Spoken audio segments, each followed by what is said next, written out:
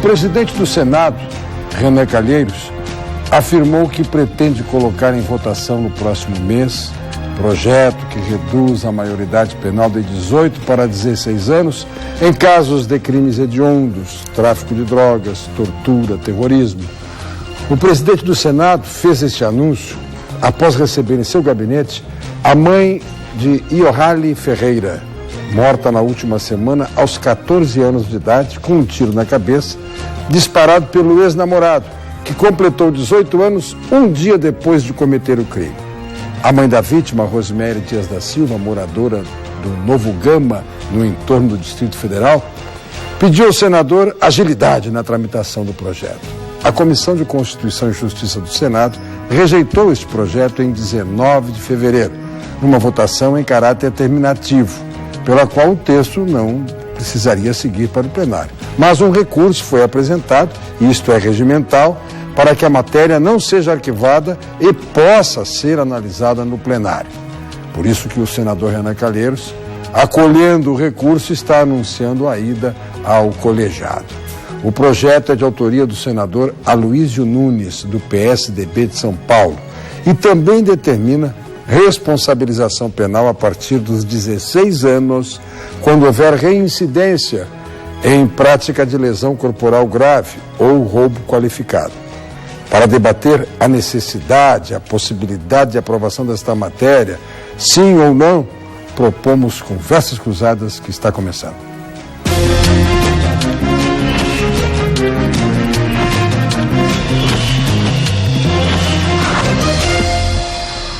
São convidados do programa o promotor de justiça do Tribunal do Júri da Capital, Eugênio Paes Amorim. O professor de Direito na Escola da Ajures, ex-juiz da infância e da juventude especialmente, autor de várias obras sobre este tema, formulador de um direito penal para a juventude, ele vai explicar aqui o que seja, João Batista Costa Saraiva. O conselheiro do Instituto de Estudos Empresariais, advogado e cientista político, Fábio Osterman. E a diretora do Departamento de Direitos Humanos da Secretaria Estadual da Justiça, Tâmara Biolo Soares. Conversas Cruzadas tem o patrocínio de Funerárias Reunidas, parcelamento em até 12 vezes no cartão de crédito. Sistema Fecomércio, com você, a gente faz a economia girar. Ambientes de linha, aqui você vive. E HSM PUC-RS, inovação e qualidade na educação executiva. Você vai participar do programa respondendo à indagação em nossa verificação interativa. Você concorda com a redução da maioridade penal de 18 para 16 anos? Ligue para 8401-0360. Primeira opção, sim. Segunda opção, não.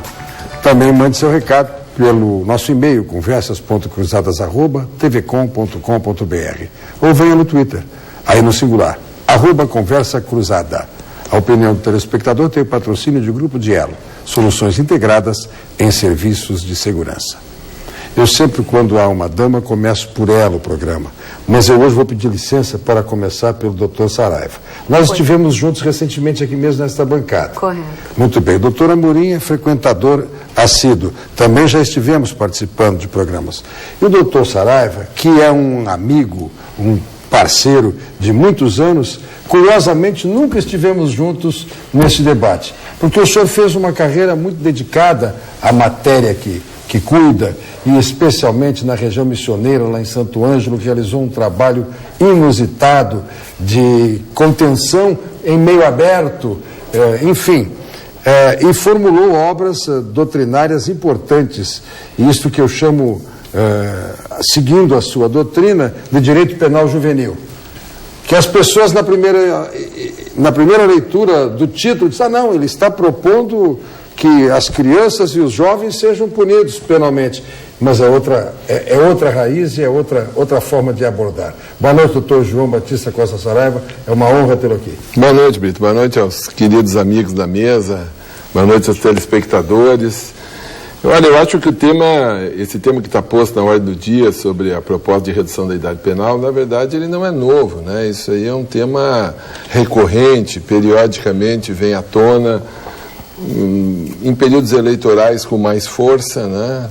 Me parece que Se observar a periodicidade disso, tem acompanhado mais ou menos essa tendência.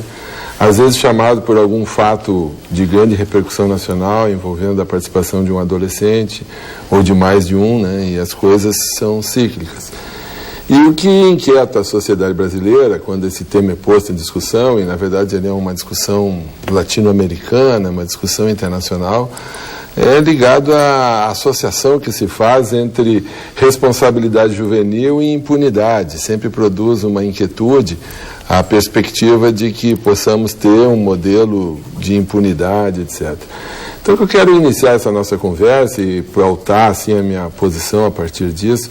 Na realidade, esse chamado direito penal juvenil, Brito, que tu levantas, ele não é uma invenção, né? O direito penal juvenil ele não foi inventado, tampouco foi descoberto. O direito penal juvenil está na Convenção das Nações Unidas de Direito da Criança, que é um documento da qual o Brasil é signatário e que nos compromete com ele em face à comunidade internacional, cujo Estatuto da Criança e Adolescente, Lei 8.069, é a versão brasileira dessa convenção.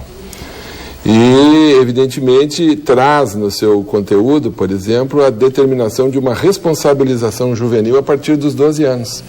O Brasil é um país que, na verdade, responsabiliza seus cidadãos, podendo, inclusive, privar a liberdade dele pela prática de um ato infracional, um ato criminoso, ou seja, de toda a conduta descrita na lei como crime ou contravenção, a partir dos 12 anos de idade. É fato esse que insere o Brasil, no contexto das nações signatárias da Convenção das Nações Unidas de Direito da Criança, como um dos países assim, que tem uma opção mais rigorosa. Porque a maioria dos países signatários da Convenção fixam em 14 anos a idade de responsabilidade penal juvenil. Podia trazer aqui o exemplo da Alemanha, o exemplo da Espanha, ou na América Latina, o exemplo do Chile, o exemplo da Colômbia, todos os países que fixam em 14 anos essa idade de responsabilidade penal juvenil, que nós, no Brasil, fixamos em 12. O que tem, assim, produzido uma grande discussão e vira e mexe, objeta, assim, o debate, diz respeito ao tempo máximo de privação de liberdade que os adolescentes autores de condutas infracionais se sujeitem face à lei brasileira. Tempo máximo esse que, pela ordem do Estatuto da Criança e Adolescente, fica cingido a 3 anos, independentemente da faixa etária do cidadão, entre 12 e 18 anos. E isso produz, em face de determinados tipos penais, assim, um certo desconforto na sociedade brasileira, num homicídio qualificado, num latrocínio, em que poderia haver, digamos assim, uma discrepância muito grave entre a resposta que o Estatuto prevê e a resposta que a lei penal assegura àqueles que têm 18 anos. Então, há muitos anos, e não é de hoje, os juízes do Rio Grande do Sul, por exemplo, já de tempos, há mais de 10 anos, têm uma posição nesse sentido, através do Conselho de Supervisão da Infância e Juventude, hoje Coordenadoria da Infância, e vários segmentos que discutem o direito da criança no Brasil, sobre a conveniência de se reavaliar esse modelo de responsabilização do Estatuto da Criança e Adolescente, porém assegurando o compromisso do Brasil com a comunidade internacional de manter a idade de imputabilidade penal em 18 anos e garantindo um atendimento diferenciado aos adolescentes infratores num sistema socioeducativo. Sistema esse que, por mais dificuldades que enfrente na ordem brasileira, seja em São Paulo, na Fundação Casa, seja nós aqui no Rio Grande do Sul, na FASE, por maiores, digamos assim, problemas que possamos enfrentar, indiscutivelmente é um sistema muito melhor e muitíssimas vezes superior ao sistema penitenciário brasileiro. Vide a recente visita do ministro Joaquim Barbosa ao Presídio Central aqui em Porto Alegre.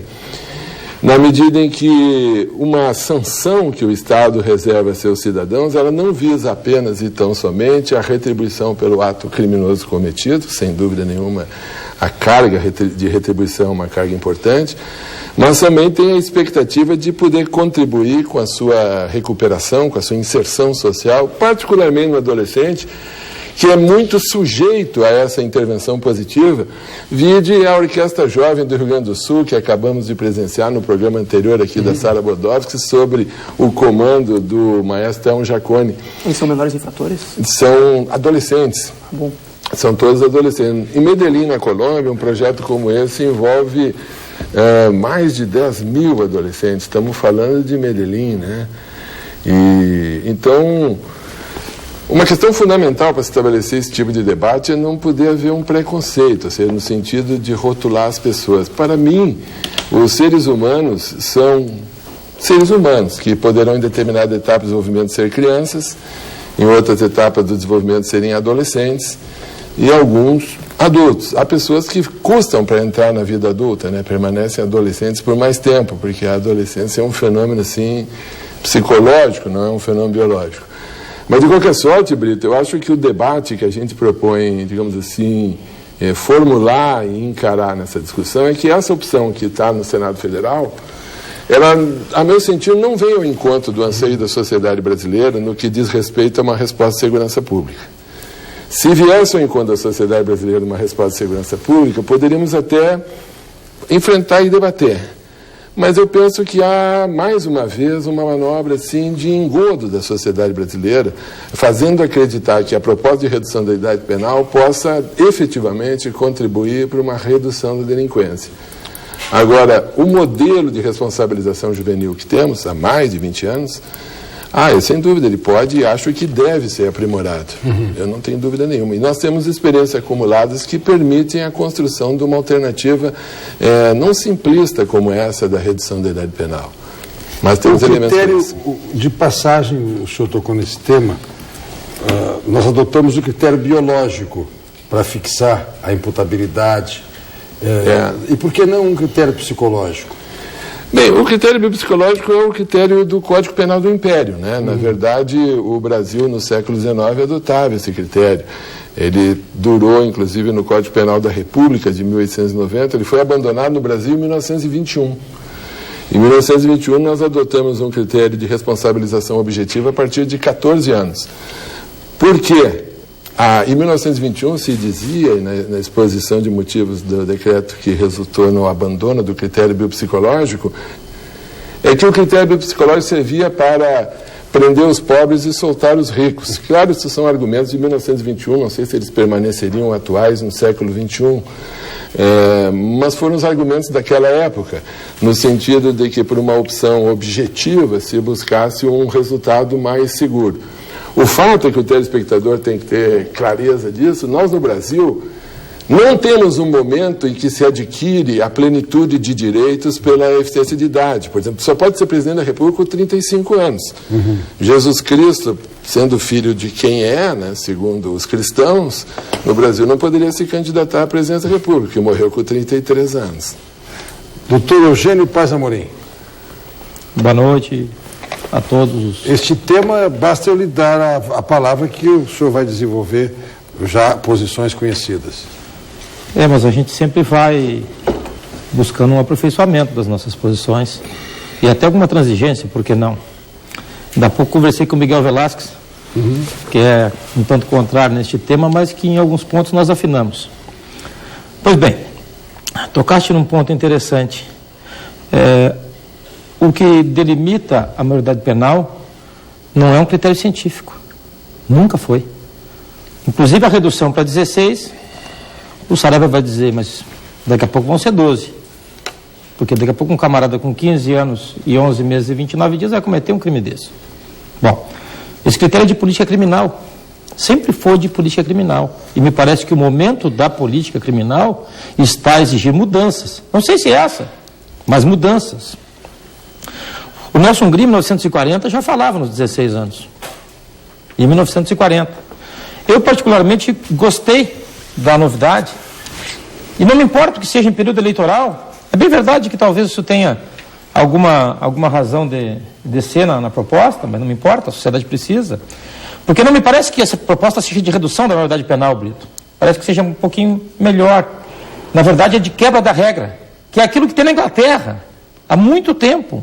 Na Inglaterra, nós temos 2 meninos de 11 anos que mataram o coleguinha no trilho do trem, cumprindo prisão perpétua. Foram liberados há muito tempo, Amorim. Com 17 anos foram liberados. Mas foram condenados à prisão perpétua. Não, foram me permita interrompê-lo, eles sofreram uma sanção por tempo indeterminado. O sistema inglês é um sistema tutelar, sujeito a uma avaliação. Um critério parecido com o do Código de Menores que tínhamos. E a nossa esses 2 meninos ficaram 5 anos privados. Mas com 11 anos, se esse episódio fosse no Brasil, eles não estariam sujeitos nem ao ECA. né? Receberia medida de proteção.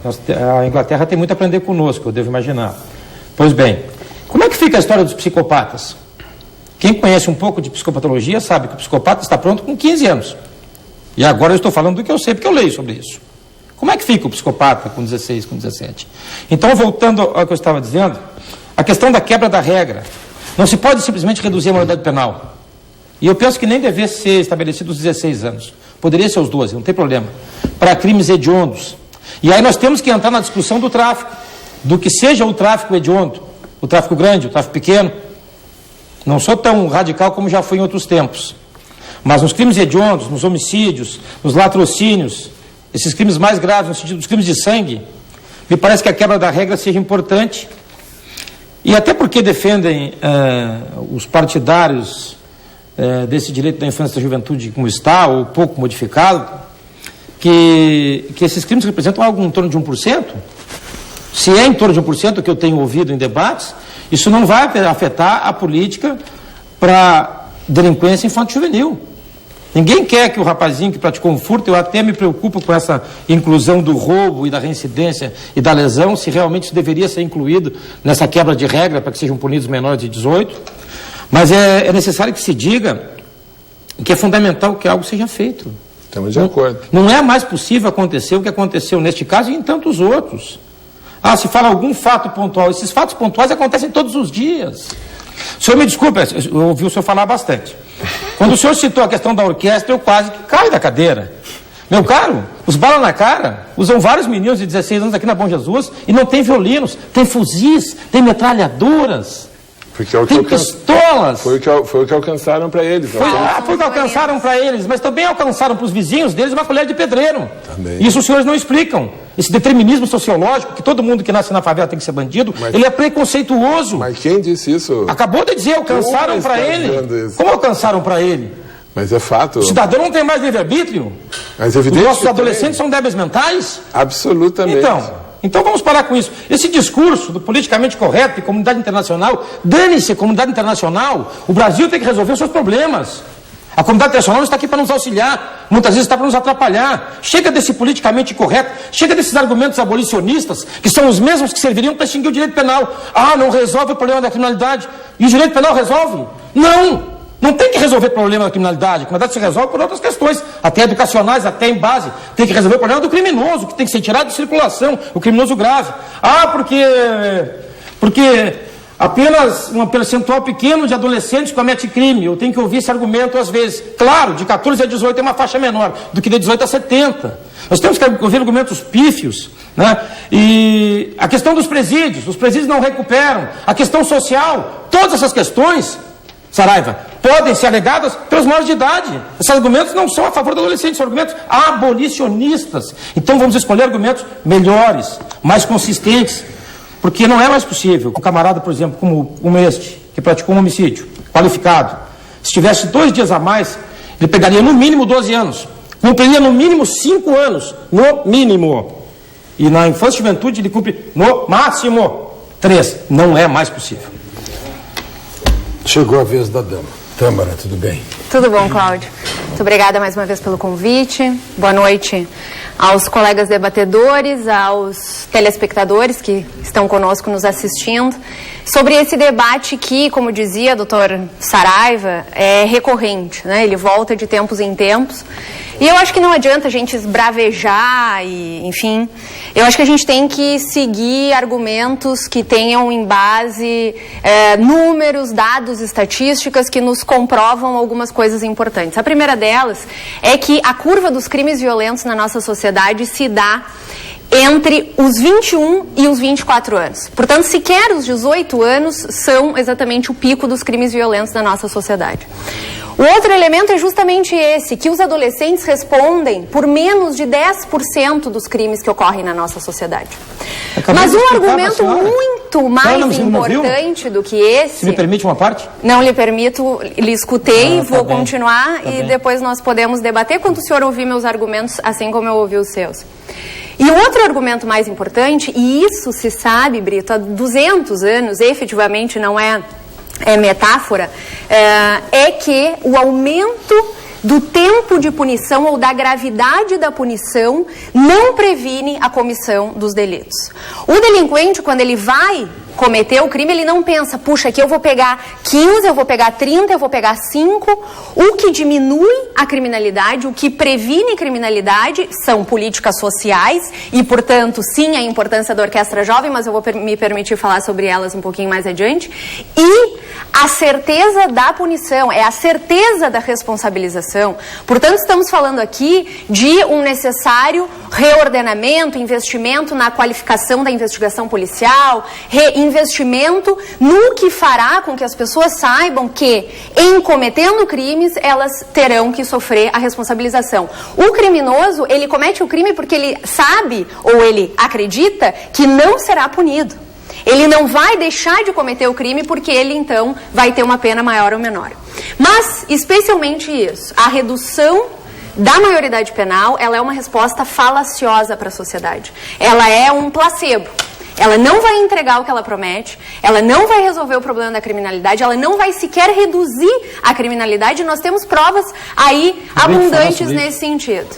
E o pior, nós vamos reduzir os índices de ressocialização que nós temos. Como dizia o Dr. Saraiva, o objetivo da medida socioeducativa, ela não é apenas retributiva. Ela é porque estamos falando de um sujeito em desenvolvimento e porque estamos falando de um processo civilizatório que entendeu que pessoas até 18 anos de idade estão em processo de desenvolvimento e, portanto, têm que ser tratadas de forma diferenciada.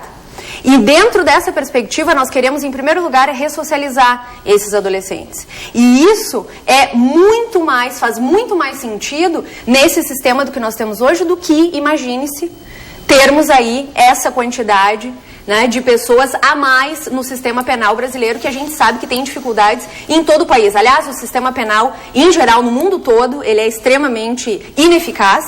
E nós temos que trabalhar, enquanto sociedade, repensar o sistema retributivo e caminhar, talvez, cada vez mais para um sistema restaurativo. Mas essa é outra discussão. Nós temos que discutir o sistema retributivo. Que mundo a senhora vive, doutora? Discuti-lo. Qual é o planeta que a senhora vive, doutora? O mesmo que o senhor, só que parte é por isso que as coisas estão assim. A senhora está no governo? Muito diferenciadas. A sua mentalidade é uma mentalidade completamente equivocada.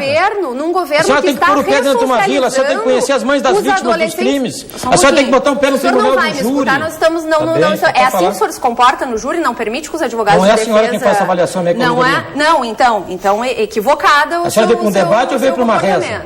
Eu vim para um debate e eu debata. Estou posicionando os meus argumentos nesse momento. A senhora podia ter me aparteado. O doutor Saraiva me aparteou. Não. Respeitei a sua fala. Respeitou ou fugiu do debate? E, portanto, o que a gente tem que fazer é trabalhar em ressocialização e em políticas públicas, justamente de prevenção social. Como é que se ressocializa um psicopata? Como a da Orquestra Jovem que nós temos aqui. Qual é a porcentagem de psicopatas que não nós me interessa, pode ser 1%. Como é que Qual é a porcentagem? Portanto, nós vamos modificar toda a política de medida socioeducativa que nós temos hoje e voltar ao tempo do Império por conta da porcentagem de 1 ou 2% de psicopatas que nós temos na sociedade. Vamos, então, separá-los aqui e no sistema penal também, que o senhor defende. Vamos separá-los também no sistema penal e teremos um sistema penal muito melhor. Eu concordo com o senhor. Demos tratamento diferenciado aos psicopatas. Um tratamento diferenciado. Não o sistema que nós temos aí, que iguala a todos. Enquanto nós tivermos esse sistema, nós temos que proteger a maioria dos adolescentes, que são os que, como o senhor mesmo disse, cometem furtos e não crimes contra a pessoa ou crimes contra a vida. Então, esse é o debate que está posto e a gente tem que alertar a sociedade de que a redução da maioridade penal é um placebo. Osterman. Boa noite, Brito. Boa noite aos telespectadores em casa. Agradeço muito ao convite. Esse tema, sem sombra de dúvidas, é um tema importantíssimo para a sociedade brasileira, para a sociedade gaúcha. Se eu não estivesse aqui, eu certamente estaria em frente ao televisor assistindo, até porque eu com certeza tenho muito a aprender com os 3 outros membros dessa mesa. O fato é que chegamos até aqui essa noite devido à clara situação de clamor social por uma mudança. É óbvio que simplesmente reduzir a maioridade penal não vai resolver o problema da criminalidade. É por si só um argumento falacioso criticar a medida de redução da criminalidade como não sendo uma solução efetiva. Ela não se propõe a ser uma solução efetiva. Ela se propõe a ser uma solução dentre um conjunto de soluções para que se reduza a criminalidade. Claro, políticas sociais também, uma melhora na maneira como as penas são cumpridas. Eu acho que hoje, enfim, certamente os senhores são muito mais qualificados para tecerem críticas ao sistema penal e ao sistema criminal brasileiro. É desnecessário tecer comentários adicionais sobre a situação dos presídios. Eu tive a oportunidade e até a infeliz experiência de visitar o Presídio Central algumas vezes. E é um local absolutamente desumano. Porém, é importante se olhar o lado de fora também. A gente precisa olhar, é claro, para quem está lá dentro, especialmente pelo fato de que em algum momento aquelas pessoas vão ter que sair de lá dentro, dada a maneira como o direito penal brasileiro é estabelecido. Então, é um fato concreto que, se sobreviverem à pena, muitas vezes, é claro, muitas pessoas acabam morrendo lá dentro, as pessoas vão ter que sair de lá dentro. Então, a gente precisa olhar para lá dentro. Mas é importante que a gente atente para o fato de que vivemos em um país onde morrem, por chamada morte matada, né, mais de 50 mil pessoas por ano. Muitos adolescentes, inclusive. Muitos adolescentes, inclusive, como foi o caso dessa menina de 14 anos que foi morta pelo seu namorado ou ex-namorado, que faltava um dia para completar 18 anos. E uma boa parte da criminalidade, a gente pode acreditar, às instituições que estabelecem os incentivos para a atuação criminosa. O ser humano age de acordo com os incentivos que lhe são dados. Isso a gente aprende desde pequeno.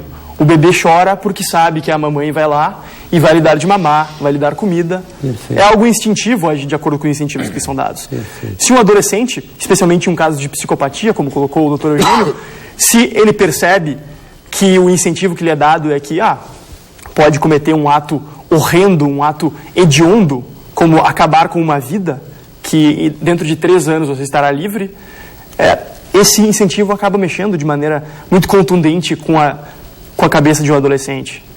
Eu acho que é interessante a gente ter esse tipo de debate, ainda que existem questões jurídicas mais profundas do que essas que a gente está tocando, como, por exemplo, o fato de, infelizmente, a maioridade penal em 18 anos ser uma cláusula pétrea da Constituição. Não é. Não, bom, enfim. Mas é um debate que a sociedade maioridade penal é uma cláusula pétrea. Mas a idade é regra. A idade é regra, bom, enfim. Em regra se mexe. Mas eu sei que a tua posição é outra e há posições divergentes e eu reconheço. Desculpa te interromper. Não, claro. O tema não é pacífico. Claro, né? Que não é. Inclusive a minha posição é minoritária. Isso. Mas o fato é que hoje a sociedade brasileira precisa debater isso. E o fato de que, enfim, em todos os programas nós temos a pesquisa interativa. Hoje eu aposto que vai ser uma das maiores lavadas. E o público do Conversas Cruzadas é um público qualificado, é um público que lê, é um público que muitas vezes frequentou boas faculdades como nós frequentamos. E a sociedade brasileira clama por uma mudança nesse sentido. Porque nós temos uma clara incongruência. Por exemplo, a maioridade sexual hoje, pelo Código Penal, é aos 14 anos. Em termos relativos, claro. A maioridade eleitoral, digamos, é aos 16.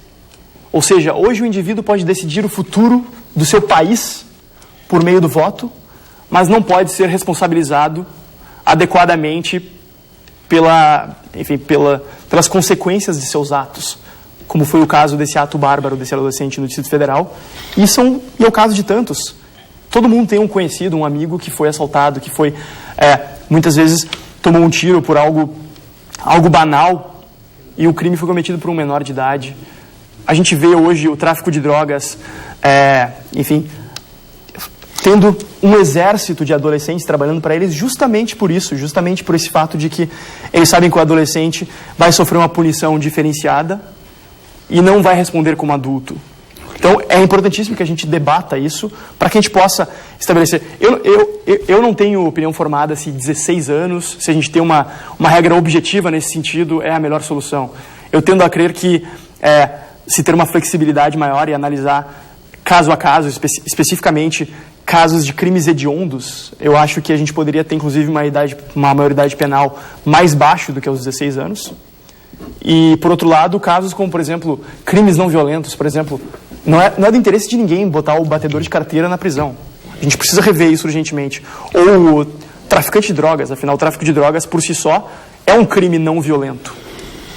Bom, antes de passar para o próximo bloco, só porque eu me sinto tocado e provocado no tema da orquestra de jovens e aquilo que se entrega como estímulo, falaste, né? As pessoas reagem àquilo que são estimulados a reagir.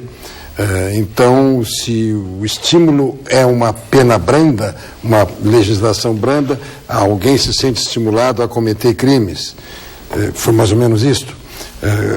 A contrário senso, se passarem coisas boas, virão coisas boas também. Claro. Eu só quero fazer uma referência fática.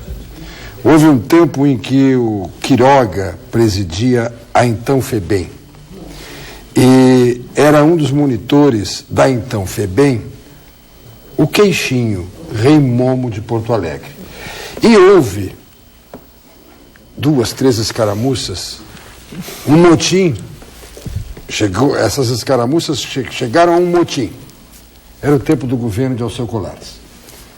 E, por sugestão do Rei Momo, Queixinho, que era monitor na FEBEM, constituiu-se uma escola de samba. Na época era juiz aqui.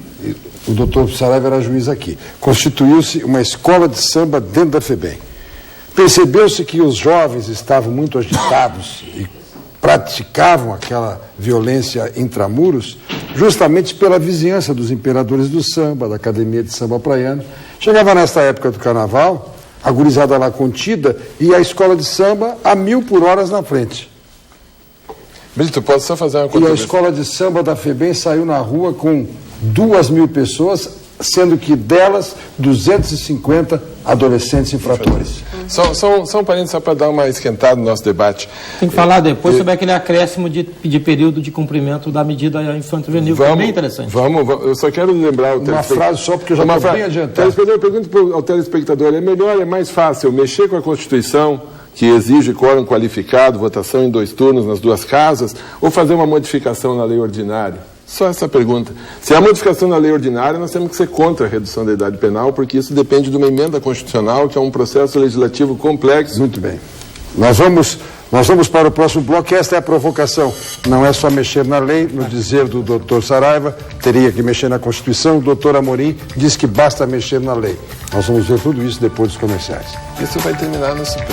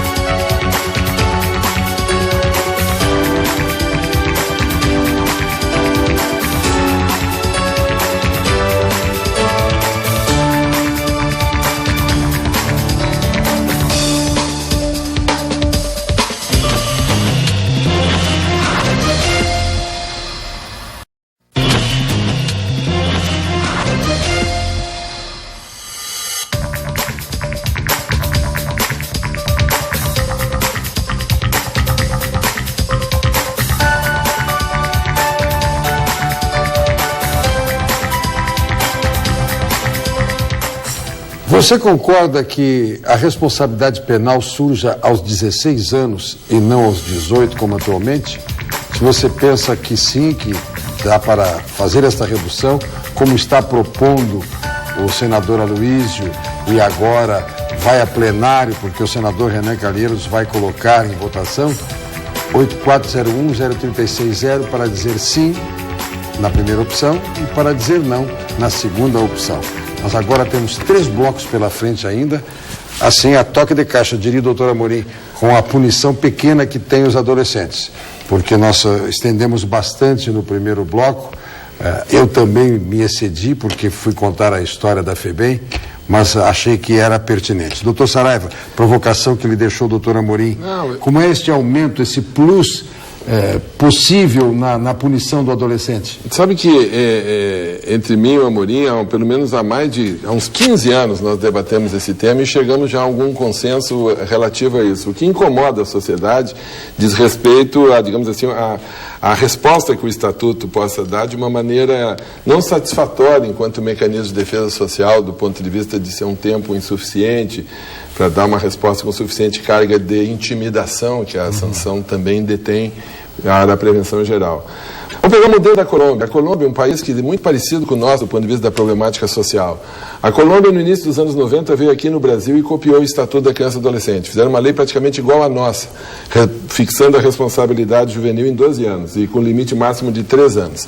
E agora, já nesse século, em 2006, eles fizeram uma reforma legislativa e criaram um modelo de responsabilidade juvenil a partir dos 14 anos e com sanções socioeducativas de até 8 anos, na faixa entre 14 e 18 anos.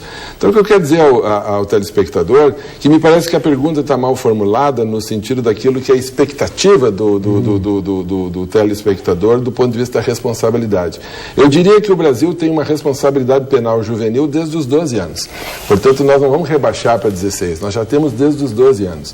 O que a sociedade brasileira pode e deve, e permanentemente é importante que discuta, é se a resposta que o Estado brasileiro tem dado para a prática de uma infração por um menino nessa faixa entre 12 e 18 anos tem sido suficientemente satisfatória enquanto mecanismo de defesa social. E aí mesmo aqueles militantes dos direitos da criança reconhecem que há correções a serem feitas. Pode derivar esse debate se essa correção deve ser esta ou aquela, em que faixa possa ser, não há um consenso sobre isso. Agora, eu pessoalmente penso que é muito mais simples para nós modificarmos o Estatuto da Criança e Adolescente, criarmos faixas de responsabilização juvenil no Estatuto da Criança e Adolescente, prevendo sanções máximas, quem sabe no modelo colombiano de até 8 anos, quem sabe no modelo do Chile, que vai até 10 anos, que é o mesmo da Alemanha. A Costa Rica, por exemplo, tem um modelo de responsabilidade juvenil de até 15 anos, e que é muito duro o modelo da Costa Rica. Ainda que punido aos 17. A Costa Rica é uma Europa, né? Mas eu estive lá. Mas eu é uma morei referência. Lá 4 anos. Pois é. A Costa Rica não dá de lavada, como diz aqui o companheiro. Um grande país. Mas a Costa Rica tem a mesma população do Uruguai. Que investiu em educação. Com uma grande classe média, com pouca desigualdade social, o que faz toda a diferença. Não, mas Saraiva, só para ficar bem claro e nós avançarmos. Muita diferença. Digamos que se estendesse algo como o latrocínio praticado pelo adolescente poderá mantê-lo recolhido, ainda que no sistema socioeducativo, por até 8 anos. Ainda que ele cometesse a infração aos 17, ficaria até os 25? Até os 25. E no estabelecimento da adolescência, ou ele passaria para o presídio? Não, acho que nós temos que trabalhar com a ideia de um sistema socioeducativo, de um conceito técnico-jurídico de jovem adulto. Muito bem. Ou seja, de qualificar o sistema. Mas e a reavaliação, como é que ficaria hoje, que é semestral? Eu acho que tu tem que estabelecer um critério de períodos mínimos e máximos. Tu tem que estabelecer um critério... Semestral não te parece pouco nesses casos? Eu acho que pode ser pouco nesse caso. Inclusive... Se mexer na internação, tem que mexer na semestralidade. Existe uma proposta originária do Estado de São Paulo, através de um procurador de justiça, e que cria, digamos assim, faixas, a chamada responsabilidade progressiva, no âmbito da responsabilidade juvenil, e que estabelece faixas que permitam, por exemplo, estabelecer um tempo mínimo de atuação para o programa individual de atendimento e um limite máximo. Muito bem. Então nós teríamos, mexendo no Estatuto, a questão da duração da internação, para ficar bem claro, bem simples, que é a medida socioeducativa de restrição de liberdade. Correto? Isso é muito mais fácil do ponto de vista legislativo, tu consegue com um código simples. Está feito acordo? Não me servia em 2000 lá em Curitiba, lembra? Pois é. Hoje me serve. Não, também não podemos querer tudo. 2000 em Curitiba, por favor, não recorte. Faz muito tempo, né? Houve bons momentos, tu te lembras? Houve bons momentos. E momentos carnavalescos, inclusive. Sem piada interna, por favor. Não, foi um congresso onde o tema esteve em debate e o doutor Amorim estava sustentando 14 anos. Isso. 14 anos, e eu apartei-o no debate e disse, doutor Amorim, o senhor vai chegar aos 12. Boa ideia, Brito. Mas foi bom o debate, né? Na ocasião. Foi bom. Nossa, mano. Esta alternativa de, sem mexer na maioridade penal, ampliar a internação de quem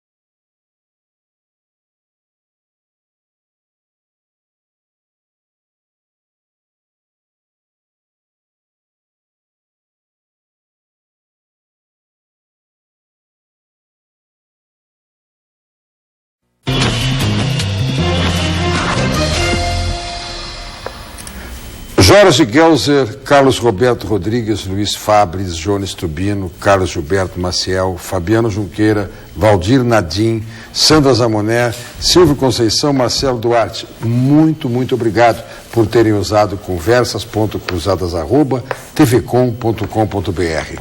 E também aqueles que estão ali tuitando, né? Durante o programa, fica na telinha passando ali o recado em @Conversa Cruzada. Já que falei de internet, de meios virtuais e tudo mais, tvcom.com.br. Seja você o gerente de programação da TV Com. Comande tudo. Determine que bloco você quer assistir e quantas vezes. Lá em tvcom.com.br, toda a nossa programação na galeria de vídeos, você, logo depois da reprise de amanhã de manhã, poderá dispor no seu computador, no seu notebook, de toda a nossa programação. E aí reveja, por exemplo, o que o doutor Amorim vai dizer agora, que ele anotou e eu disse que ficava para esse bloco. Bom, eu recomeço dizendo especificamente para a doutora Tâmara que eu não estava esbravejando. É porque a gente é acostumado com o debate e no plenário às vezes a gente altera um pouco a voz e é tipo aquela música gauchesca do por que o gaúcho grita, né? Não que eu esteja lidando aqui com gado, mas a gente é acostumado a debater com um pouco mais de força, isso não implica em nenhum ato de esbravejar. E eu estava escutando, sim, mas a senhora não me escutou. Porque, por exemplo, quando diz que os crimes dos adolescentes são de apenas 10%, se a senhora tivesse me ouvido, eu disse antes da senhora falar... Os graves, o senhor falou. Que isso é muito natural. Não, os graves, 1%. Os graves. Isso, os graves, 1%. 10% todos. Mas a senhora tem que entender, veja só, 12 a 18, são 6 anos de faixa. Veja como esse argumento é pobre. O argumento. Não, porque se a gente for para a faixa da juventude, que até os 29 anos, a gente vai pegar 80%. Ah, não. Mas aí nós temos uma nova faixa. Mas tá bem. Não, é constitucional. Tá bem. O senhor acabou de falar em Constituição, está na Constituição. Eu fico feliz que a senhora me apartei. Eu, como democrata, vou lhe permitir sempre o aparte. Até porque a senhora é uma dama. Uma informação. Muito bem. Nós não desconhecemos, como disse o meu ilustre companheiro aqui à minha esquerda, que as políticas sociais são fundamentais. Nós temos que dar violinos. Sim. Nós temos que levá-los à orquestra, levá-los ao carnaval, ao futebol. Dadá Maravilha saiu de uma casa de adolescentes, sem nenhuma dúvida. Mas não me parece que se justifique que alguém é criminoso por quem recebeu uma arma. Porque alguns desses que receberam violinos também receberam armas e as recusaram. Nós não podemos, e demorou para chegar ao final, me desculpe, doutora Tâmara, a história dos negros e dos pobres. 90% da população brasileira é uma população de mestiços, ou de pobres, ou de miseráveis, ou de excluídos. Então nós não podemos querer ter, estatisticamente, dentro do presídio, loiros e ricos. Isso 23% no estado do Rio Grande do Sul. Mas esse negócio da estatística é um problema. Se fizer a nossa média aqui, vai dar todo mundo rico por causa do Saraiva. 25% aqui, por exemplo, da nossa população são pessoas com deficiência, mas abaixo da extrema pobreza são 70%. Eu vou ser breve, porque me parece que eu não preciso... São questões sociais que a gente tem que tomar em conta para analisar esses problemas. Estamos falando da sociedade. Fico feliz que a senhora está me apartando. Me perguntava de onde eu venho. Eu venho dessa sociedade que é hierarquizada e que tem grupos que são excluídos socialmente. Agora eu vou lhe fazer uma pergunta, só pode responder depois, só vai ter tempo. Quando foi perguntado se vai ter uma condição de atendimento desses infratores nesse novo sistema de aumento do cumprimento da medida socioeducativa, eu lhe pergunto, um governo que não faz presídios, que sustenta esta vergonha, que é o Presídio Central, há anos. Este também, sim. Que bloqueia iniciativas este também. Bloqueia iniciativas. Esse governo, ideologicamente. Um governo que não faz isso. Que bom que as conversas cruzaram. O telespectador pode avaliar. Bem, doutora Moreira, o tempo. Pois é. Um governo que não faz isso vai fazer as casas para os adolescentes e terminando... Investiu na fase o que nunca se investiu nos últimos 8 anos. Tá bem. Contratamos 318 novos funcionários, fazia 10 anos que não havia... Eu nunca pedi para me segurar a palavra nem em plenário, nós vamos fazer isso aqui. A contratar funcionários... O que eu quero dizer é o seguinte... É fundamental, nós temos um déficit, segundo o Sinase, de 700 funcionários. Mas acabou de sair uma informação na imprensa, me corrija se eu estiver errado, que aumentou o índice de reincidência na infância e juventude, nos que saem da fase. Então é porque também não está funcionando a fase. Está funcionando. Bom, mas aumentou a reincidência por quê? Acabou, doutora Amorim. Só um pouquinho. Aumentou a renda, segundo diz o governo federal, e aumentaram os crimes. Como é que a senhora me explica essa conta? Permanece. Se o problema todo é social, mas a desigualdade diminuiu também. Pois é, como é que essa conta se explica? A desigualdade nunca diminuiu tanto. O crime para sua tese? Temos que fazer. Essa tese é incoerente. Eu poderia fazer uma contraditória. intervenção. Eu não vejo com simpatia a tese da eleição da pobreza como um álibi para justificar... Mas não é um álibi, não é uma deixa eu concluir. justificativa. É um dos elementos da análise. Sem dúvida. Apenas quero fazer um registro. Porque acaba sendo um discurso muito injusto com o pobre honesto. Determinismo sociológico preconceituoso. Que é a maioria do nosso povo. Preconceituoso. E ainda mais injusto com o rico ladrão, porque também existe e não é pouca gente. Então, vamos estabelecer um parâmetro desse debate. Eu acho que o nosso debate ele tem que ser producente, ou seja, o telespectador, o que ele quer é uma solução de segurança pública que venha ao encontro da sua expectativa desse que é um direito constitucional e que é um direito humano. Quando nós defendemos direitos humanos, a segurança pública é um direito humano que tem que ser assegurado. Quando nós falamos de direitos humanos, e falamos de direitos humanos de adolescentes, me reporto a isso porque vi algumas manifestações de uma leitura assim muito rasteira desse conceito de direitos humanos, na medida em que direitos humanos são direitos fundamentais da cidadania e indispensáveis. E insisto, a segurança pública é um direito humano fundamental e que tem que ser assegurado. Ele tem que ser assegurado na Três Figueiras e tem que ser assegurado na Restinga.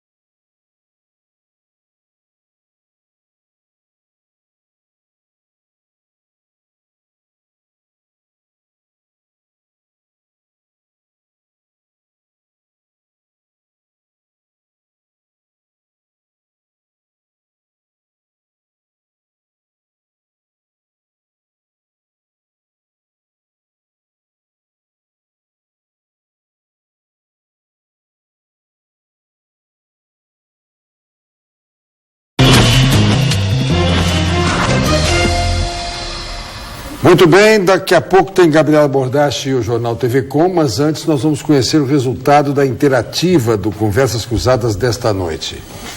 93% de 464 ligações, pretendendo a redução da maioridade penal de 18 para 16 anos, 7% deixando como estão as coisas. Eu quero agradecer ainda a Línia Mansur, Paulo Anchal, Mário Sérgio, Adriano Hidalgo, Rodrigo Vargas e Roni Cavalli, os telespectadores que mandaram seus recados agora na última passagem. 30 segundos para cada convidado mesmo, não tenho chance de qualquer espichada. Doutor Saraiva. Não, o que eu quero dizer a esses nossos 93% de telespectadores, que a redução da idade penal, ela traz em si um engodo. Porque se hoje baixamos para 16, logo nós vamos ter que baixar para 14, na medida em que se cooptará para o crime, eventualmente, jovens anterior disso. Acho que esse não é o parâmetro. Nosso parâmetro é a construção do modelo de responsabilidade juvenil, que hoje está em 12 anos e é muito bom. E penso que seja muito mais simples para nós modificarmos o Estatuto da Criança e do Adolescente do que mexermos na Constituição. Osterman. Eu acho que o que fica é a necessidade realmente de se aprofundar esse debate. A sociedade brasileira busca respostas, isso está cada vez mais claro, a gente vê casos de, como se diz, justiçamento. O Estado brasileiro é absolutamente ineficiente, aqui no Rio Grande do Sul temos uma situação lastimável no campo da segurança pública também. Precisamos de mudanças institucionais urgentes, precisamos que o criminoso passe, porque bandido bom é bandido morto de medo das devidas punições estabelecidas na lei. Nós não queremos acabar com direitos humanos, não queremos voltar a ter tortura, não queremos ditadura militar. Isso são tudo espantalhos que a esquerda ideológica acaba criando. Nós queremos mudanças institucionais efetivas que tragam mais segurança e mais respeito à vida e à propriedade do cidadão, que nada mais é do que o fruto de seu trabalho, de seu esforço, de seu suor. E isso deve sim ser respeitado. Doutora Tâmara, muito obrigado por suspender o aniversário e vir participar do programa. Volte tranquilamente para a sua festa. Feliz aniversário. Muito obrigada, Brito. Um prazer estar aqui discutindo esse tema tão relevante. Meu aniversário é amanhã, num dia muito importante, que é o Dia Internacional contra a Discriminação Racial. E nós estaremos neste estado do Rio Grande do Sul, que está diminuindo em mais de 30% os níveis de homicídio nos territórios da paz, na periferia das grandes cidades, e que está, sim, ressocializando os adolescentes que nós temos dentro da fase, que hoje, historicamente, nós aumentamos a escolaridade desses adolescentes pela primeira vez na história da Fundação, e mais de 600 deles, dos 900 que nós temos privados de liberdade, têm hoje a sua carteira de trabalho assinada. Isso reduz a criminalidade no nosso país. Eu gostei muito do debate, quero cumprimentar todos, especialmente a doutora Tâmara aqui, que é uma mulher de fibra, que debateu parelho. O debate é sempre bom. Ao Saraiva, sempre com muitas luzes, cada vez mais. Sorte dos promotores que ela não vai para o júri. Ela é muito boa. A gente divergiu, mas isso aí são apenas... Ela acredita no que defende. Bom, e dizer ao final que aqueles 7% provavelmente sejam aqueles que concordam com o aumento do prazo de internação, Saraiva, tá bem? E dedicar a nossa parte no debate aos pobres, aos negros, aos excluídos, às mães que são vítimas do crime. Muito obrigado. O programa será reprisado amanhã às 9 horas da manhã e às 10 da noite, mais um Conversas Cruzadas. Agora, Gabriela Bordache, Jornal TV Com. Boa noite.